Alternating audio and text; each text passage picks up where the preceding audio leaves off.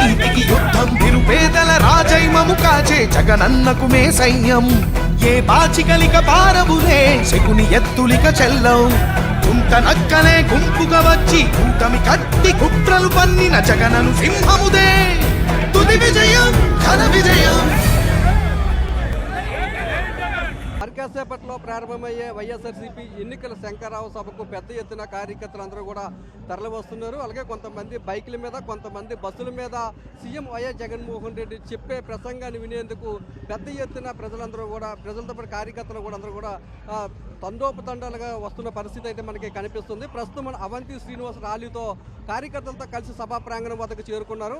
ఇప్పుడు ఈ సభ తాలూకా ప్రధాన ఉద్దేశం ఏంటి, ఏ ఉద్దేశంతో ఈ సభను ఏర్పాటు చేశారనే విషయాలు మనతో మాట్లాడడానికి మాజీ మంత్రి అవంతి ఉన్నారు. సార్ చెప్పండి సార్, ఇప్పటికే పెద్ద ఎత్తున గ్రామాల నుండి ప్రజలు బయలుదేరారు. ఈ బైక్ ర్యాలీ ఎక్కడి నుండి బయలుదేరింది? మొదటివాడి నుంచి మన నాయకులు కార్యకర్తలు అందరూ కూడా ర్యాలీగా బయలుదేరి ఇక్కడ రావడం జరిగింది సభా ప్రాంగణానికి. ముఖ్యంగా మాకు ఒక పండుగ వాతావరణం భీమిలిలో, ఈ ఉత్తరాంధ్ర జిల్లాలకు సంబంధించినటువంటి ఈ కార్యకర్తల సమావేశాన్ని భీమిలిలో పెట్టడం మా అందరికీ సంతోషం. ముఖ్యంగా ప్రతి కార్యకర్త నాయకుడు అందరూ కూడా మళ్ళీ సంక్రాంతి పండుగ వచ్చిన విధంగా ఫీల్ అవుతున్నారు.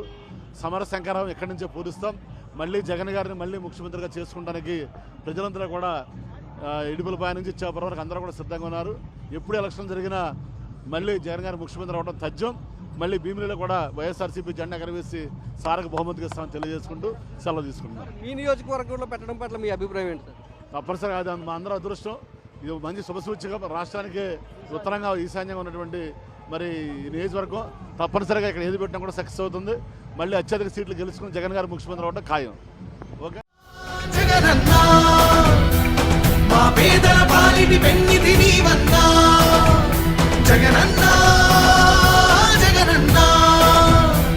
నిరుపేదల పాలిట దైవం నీవన్నా.